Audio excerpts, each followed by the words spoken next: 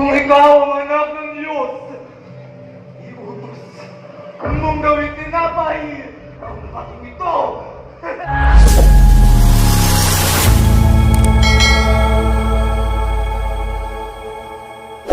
Mga tagpo, may contemporary touch, ika nga.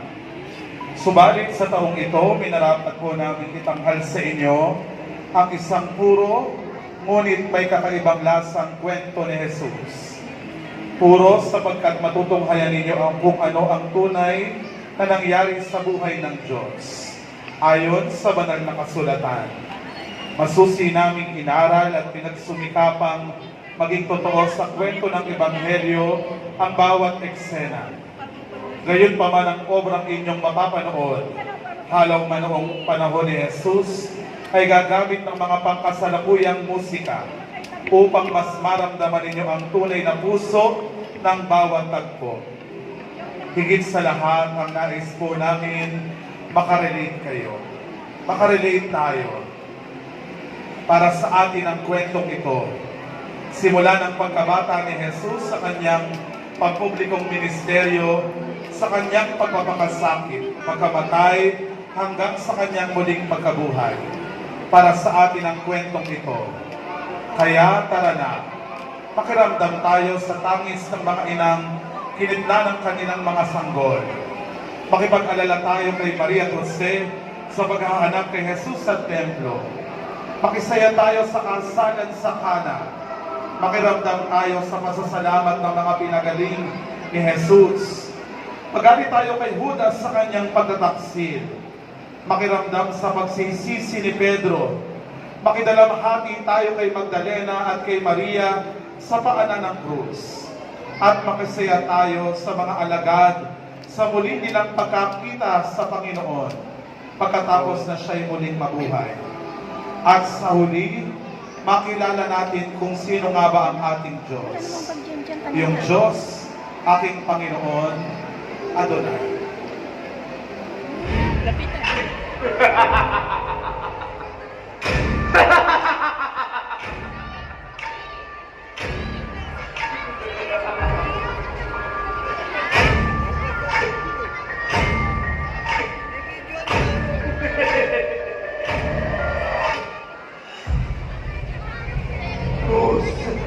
Kung ikaw ang anak ng Diyos, iutos mong gawing tinapay ang batong ito.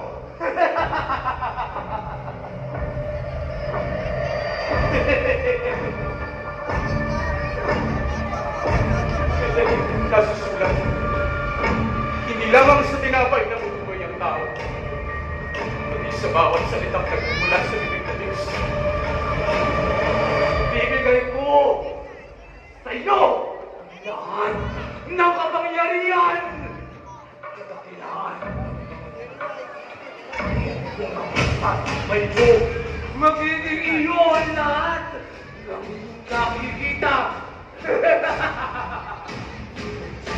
Nasusulat, ang Panginoon ng Diyos ang dapat mong sambahin.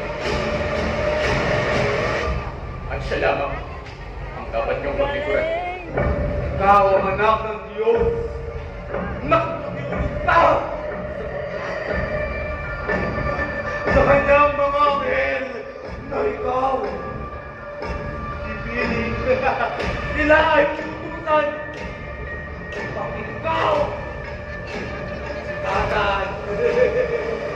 Nasusulat, na huwag mong subukin ang Panginoon ng Diyos.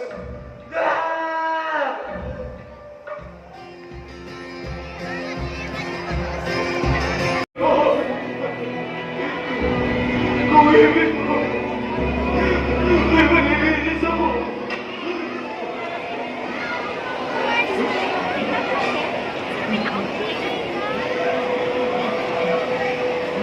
Ibig ko na maging malinis ka.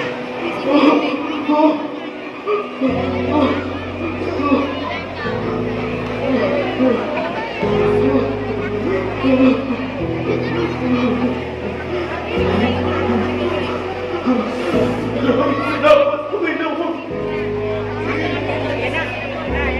Sila, may dalawang pinagdala lang. Sinabi ng nakababatang anak sa kanyang ama, na ibigay ka sa kanya ang bahagi ng ari-arian na nauukot para sa kanya. At binigay nga ito ng ama. Matapos nito ay umalis ang nakababatang anak at nagtungo sa malayong lupain. At doon ay nilusta niya ang kanyang mga ari-arian hanggang sa bukos.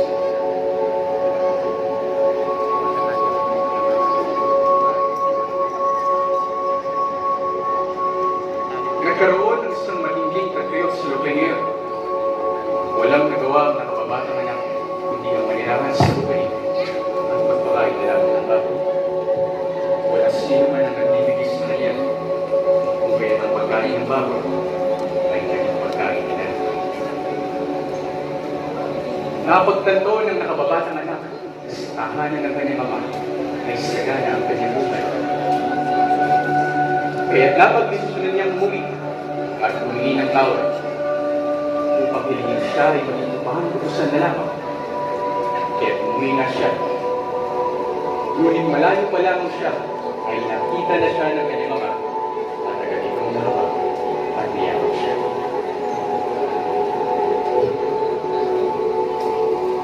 Ama, nagkasala ako laban sa langit at sa iyong bantil. Ibig na ako parapat-dapat na tawagin iyong anak. Gayunman, ay kaagad siyang linilitan ng pinakamainam na suotan. Iniutos ng ama na kantayin ng pinakamatabang guyan sapagkat sila ay magsasaya. Dahil ang kanyang anak ay namatay, ngunit muling nabuhay. Nawala, ngunit muling natagpuan. Ang nakatatandang anak na galing sa bukid ay nalaman ang pagdating ng kanyang kapatid at ang selebrasyon para dito. Nagalit siya at ayaw niyang pumasok. Dahil dito, ay lumabas siya ng mga naman niya sa kanya. Ama! Bakit naman ganito? Ama! Naglingkod ako sa inyo ng maraming taon. Kahit minsan ay hindi ako malumat sa inyo. Ngunit minsan ay hindi ninyo ako binigyan ng maliit na kambing upang magpasaya ako kasama ng aking mga kaibigan. Nang dumating itong anak mo, nagpakasay ka ba para sa kanya ng pinapamamilya? Kahit na alam mo siya ang bumisay at nanaksaya ng iyong kabuhayan kasama ng mga patutan. Anak, palaging kitang kasama. At ang lamang sa akin sa iyo. Nararapat lamang tayo magsaya at magalang. Sapagkat ang kapatid mo ito ay namatay at muli siyang nabuhay.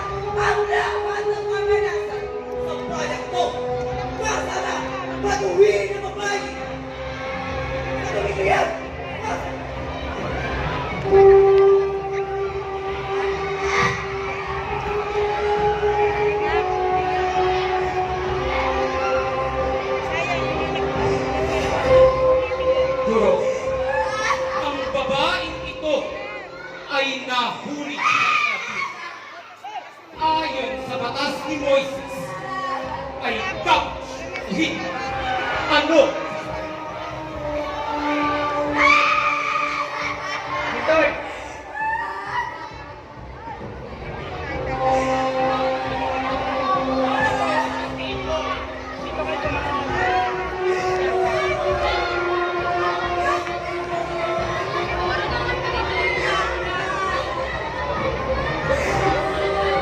Kung sino man sa inyo walang kasalanan, ang siyang unang gumawa sa babaeng ito.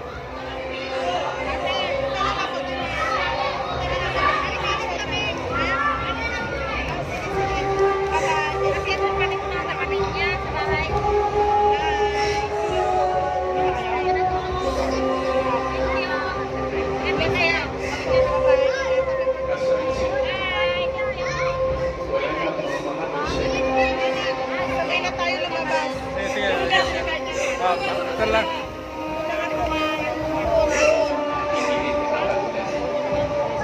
Umuwi ka na at simula ngayon huwag ka na gumawa ng kahit